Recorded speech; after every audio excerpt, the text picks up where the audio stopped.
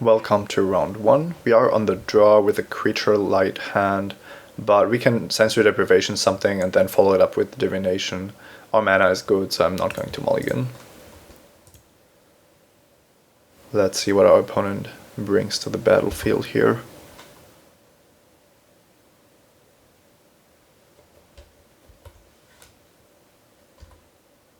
Looks like we are facing another deck with islands, so the plummets in our sideboard should be pretty good. Swamp means that there could be a Cursed Spirits waiting for us. Deadly Recluse is a great draw. I didn't want to sensory deprivation the Seacoast Drake, but if you don't have a play with your divination, then you have to discard, which I didn't want, of course. Now, opponent played attack with Seacoast Drake into Deadly Recluse, which probably means that he has a Ring Flash to give the Recluse -3/-1. And the big question is what happens with this Scroll Thief. Is it just going to attack and our opponent is going to try to Ring Flash the Deadly Recluse and we respond with the Giant Growth? Or is our opponent going to spend a Claustrophobia or a Doomblade on Deadly Recluse and just get in with Scroll Thief? We can't tap out of the Giant Growth mana, but I don't want to sensory deprive the Scroll Thief if it isn't absolutely necessary. So I'm gonna play this conservative, but not super conservative. There's also an argument to be made that our opponent, if he's holding a Doomblade and a Ring Flash, he should definitely try to go for the Ring Flash play. Looks like he's even more careful than that.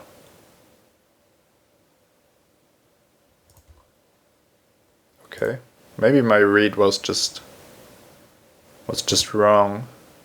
I took the damage because I figured there has to be a trick, but it looks like there isn't. So, yeah, so much about that.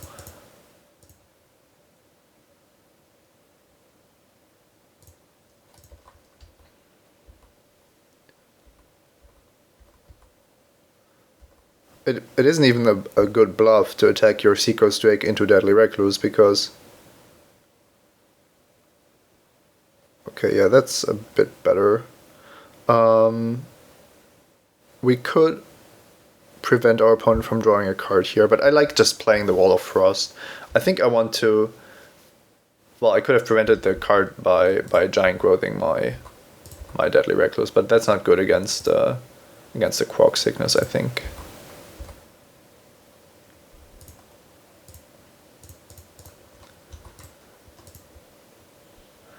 If our opponent wants to play all his removal spells on every creature we draw, then Opportunity should basically win us the game.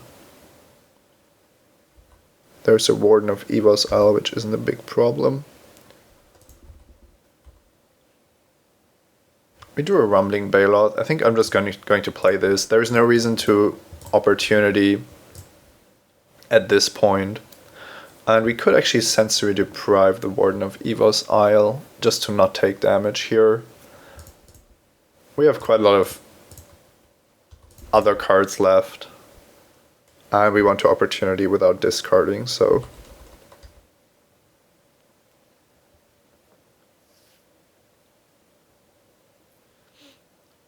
Opponent could play a Trained Condor to threaten an attack with the Scroll Thief. Oh yeah, it's Frost Breath, that's fine.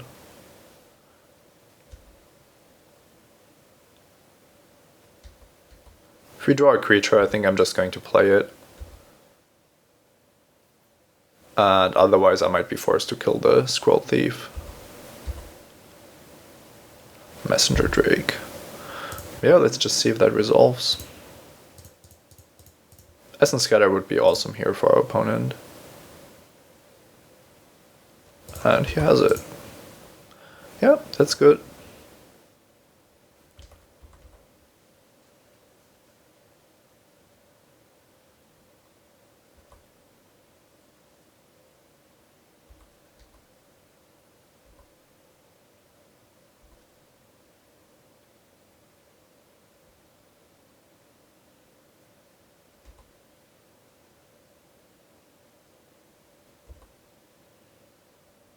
Okay, most of the creatures our opponent is playing aren't really relevant, but we also don't have too much going on here. So let's see. Rumbling Baloth can take down anything our opponent has. Seacoast Drake is kind of the best card of our opponent because it will stop the Trained Condor from attacking. I'm just going to attack with Rumbling Baloth and drop the Trained Condor, I think.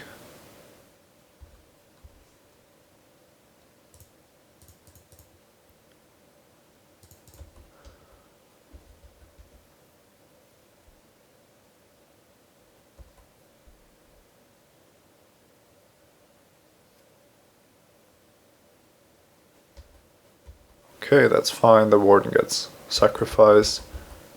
I think our opponent should have blocked the Rumbling Baloth if that was his plan. Basically took 4 damage without a good reason. Wall of Frost goes down. Yeah, our opponent is really keen on just killing everything we have.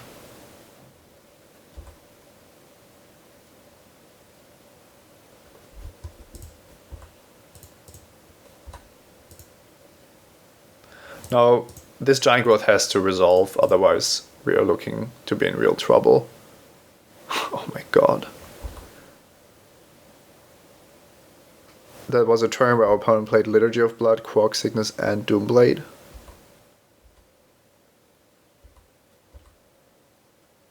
That's just absolutely crazy.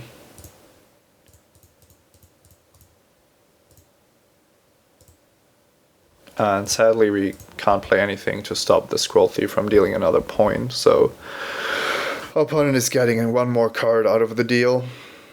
Can't say I'm happy about that, with Gnawing Zombie also threatening our life total and everything, but at some point our opponent also has to be out of gas. Essence Scatterer and the plethora of removal was already pretty tough for us. But it looks like the tables have turned here, thanks to our Chaomancer. Well, thanks to Opportunity, I should say.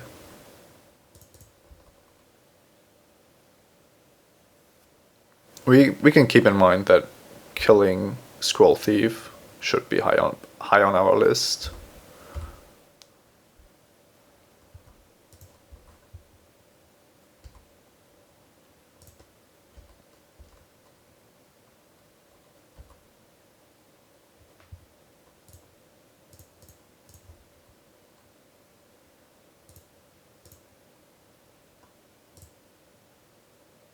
Should I actually do that? Let's see, he has 2 cards.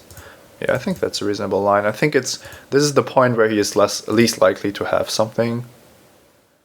And I want my Trained Condor to be able to fight with Seacoast Drake anyway.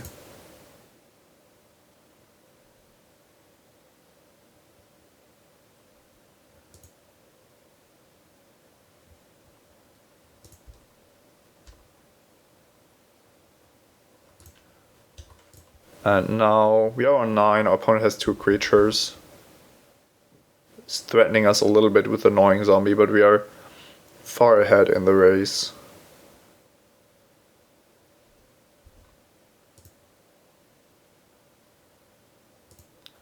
Claustrophobia is fine.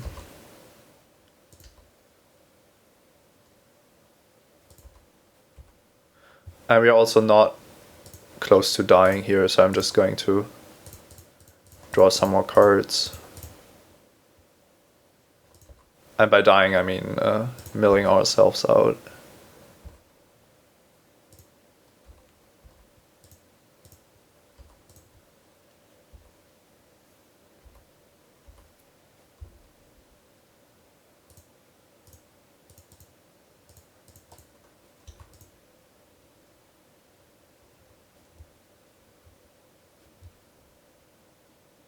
Thalia Sea Kite.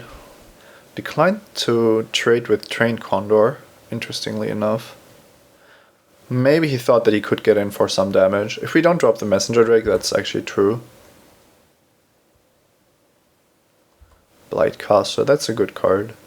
Probably, well, definitely killing the Condor if our opponent draws an enchantment. We have him down to 12, so keeping that trained Condor, jumping the Rumbling Baloth sounds like a good idea. I'm going to, let's see, if we sensory deprive the Sea Kite, it's going to gain our opponent quite a lot of life because it gets to block also. But if we use the claustrophobia and our opponent draws a Sengir Vampire, then we are in some trouble. So let's see. Maybe it's not even that bad to trade trained Condor for Sea Kite. On the other hand, our opponent could double block the Messenger Drake, but that's fine. Yeah, I think I'll just allow it. I don't think that we are losing by doing that. And we might still have to play a sensory deprivation post-combat if our opponent doesn't block, which is what's happening.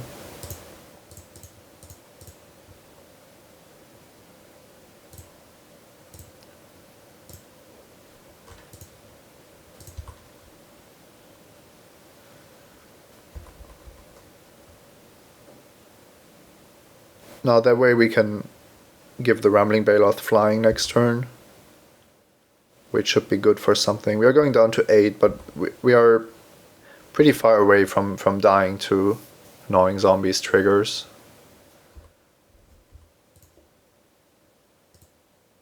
I can Claustrophobia the Sea Kite here and just attack for 10, which is lethal.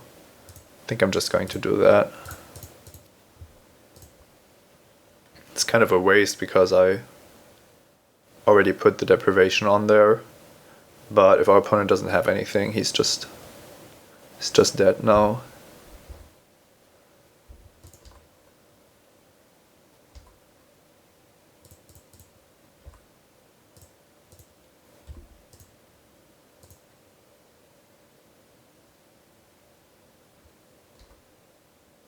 Frost Breath, Essence Scatter, 2 Quark Sicknesses. Oh, another blocker. Now this time the Sea Kite has to block the trained Condor.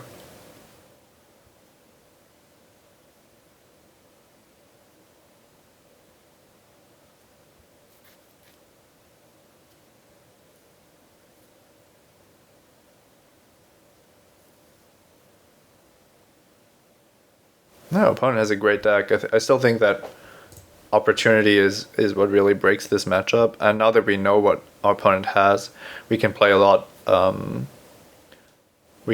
different by just killing Scroll Thief early on. Then the power level of our cards should just be that much higher than what he has, and all his removal spells aren't going to be great against our deck with 4 Messenger Drakes. I also want the 8/8 in this matchup. Maybe some of the plummets, but those don't even seem all that amazing. His flyers are more of a support card, are actually more support cards than anything else. So our opponent barely survives here with the help of Gnawing Zombie, is down to 1 with 3 attackers. We are on 6. He has those 2, so I think we are safe just passing the turn here. And then I'm going to Claustrophobia any kind of blocker.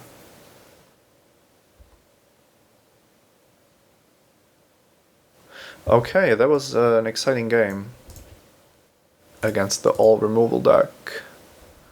Woodborn Behemoth is definitely good. Hunt the Weak not so much, but it is our one way of dealing with arbitrary cards. Essence Scatter is fine. Sensory Deprivation isn't amazing against what our opponent is trying to do. Trained Condor also not great because we are facing a deck with 2 Nephalia Sea Kites. Negate looks really good. Glimpse the Future maybe, but Plummet could probably be better. Shrivel? No. This is not an option.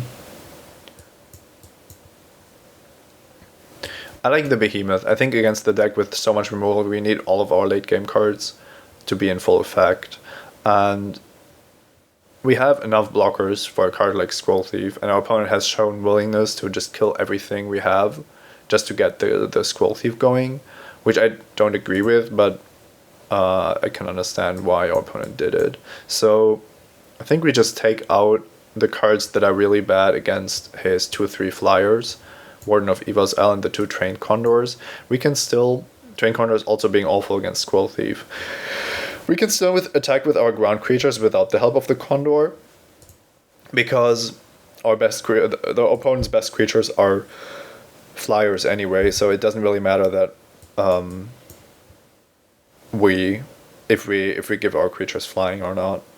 I like at least one Plummet. We also don't know if there's something else which is really good in our opponent's deck, so that's a good thing. I want to take as much tempo out of the game as possible, so Frostbreath isn't going to make my deck, and I like the Negate. Now the one question is if Hunt the Weak should still be in the deck, given that our opponent has so much removal, but most of the removal was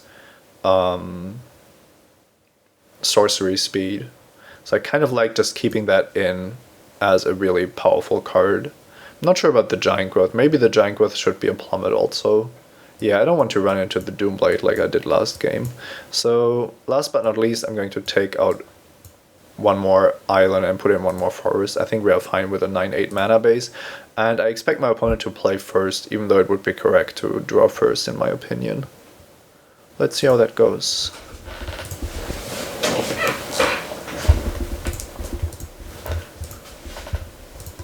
Our opponent is keeping 7 on the play, and we are going to mulligan. We have a Scroll Thief and an island, but that's of course not enough.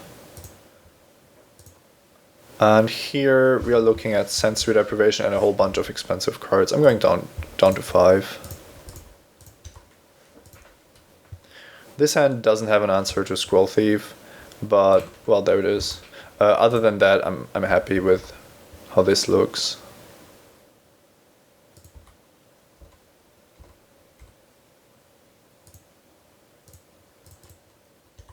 We can't really complain. We do know that our creatures are at a high risk of dying against our opponent's deck. He has so much removal. But as long as there is no active Scroll Thief, I feel like I can beat our opponent's deck with the cards we have, even on a mulligan to 5. And it starts.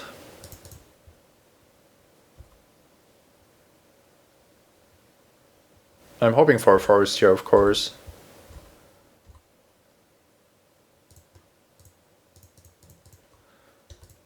And if our opponent has a removal spell for everything, then that's just how it is.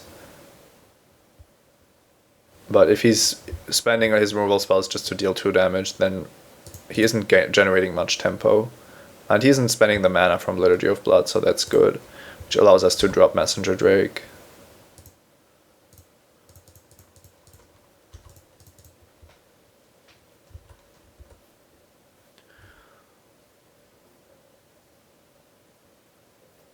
Anything else? Yeah, it looks like it. Another Croc Sickness. So now hopefully we can draw into some more creatures. Claustrophobia isn't amazing against Gnawing Zombie and Seacoast Drake, for obvious reasons. And now we are kind of forced to stem the bleeding a little bit, even though his creatures are really bad. I don't want to lose to a Gnawing Zombie later on in the game. So I could Claustrophobia the Gnawing Zombie, with the hope that he just sacrifices it, but that's really unlikely. I don't want to Claustrophobia the Seacoast Drake, because it doesn't accomplish all that much. We could Plummet the Seacoast Drake, but then we are giving up an instant to deal with any Sea Kites or anything he could have. Yeah, I think we have to stem the bleeding, but we don't have to go all out and kill the Gnawing Zombie. Claustrophobia the Gnawing Zombie at this point.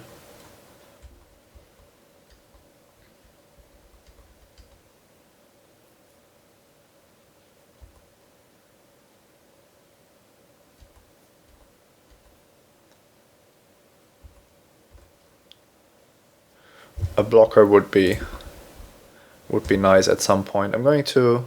Well, I should play this because of opportunity.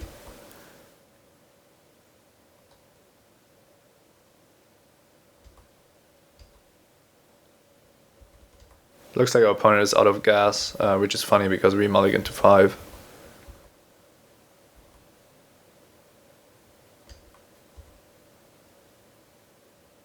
Yeah, it's not great, but it'll do.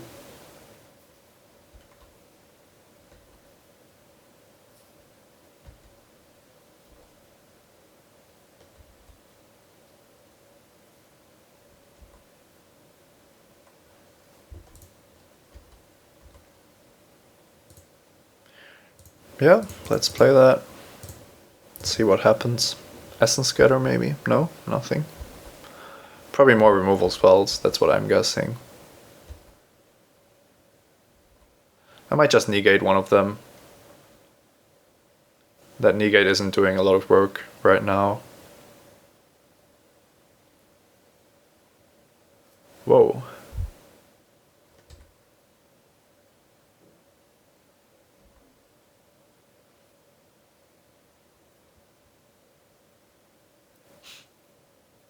We definitely have to claustrophobia the Lifebane zombie if we don't draw Hunt the Weak.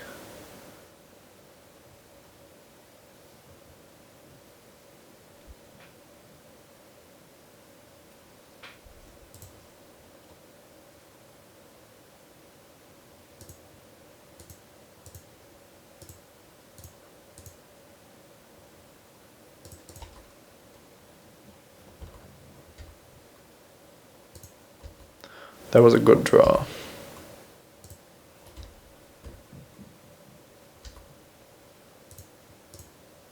I'm making a play that's weak to Mind Rot here, but opponent he didn't have the Mind Rot now, so he would have to draw it, and he didn't show it in game 1. And I don't want to take any extra damage when we are facing a annoying zombie.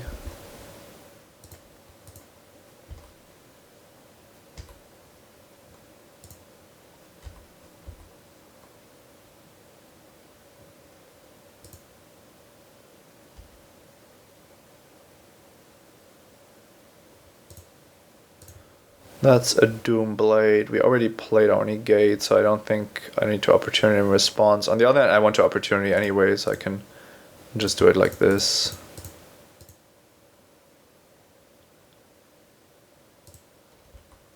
That looks reasonable.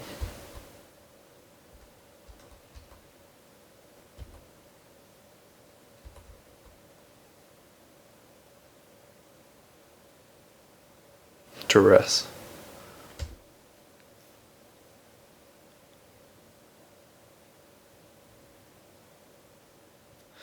Yeah, with a deck like that of our opponent, I would always choose to draw first, and that also shows that the whole plan of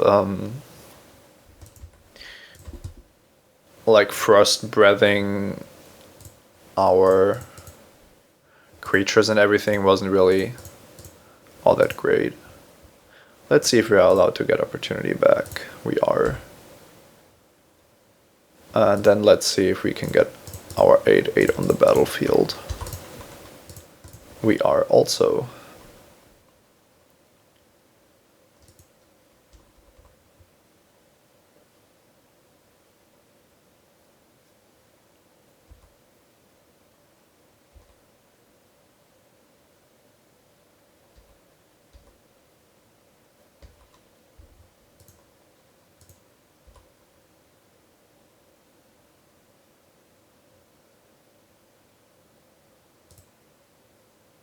Frost Breath as our opponent's last card, that's fine.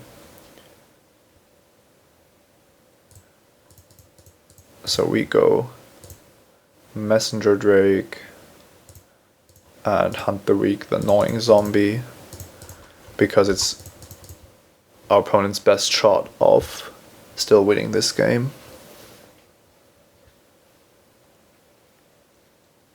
Okay, he's seen enough. Mulligan to 5 on the draw against the all removal deck, but we have a great deck to come back from that and punish his overall strategy. Even taking some hits from the Scroll Thief in game 1 wasn't really, anything that threatened us too badly. Opportunity was great, of course. Let's see if we can keep winning.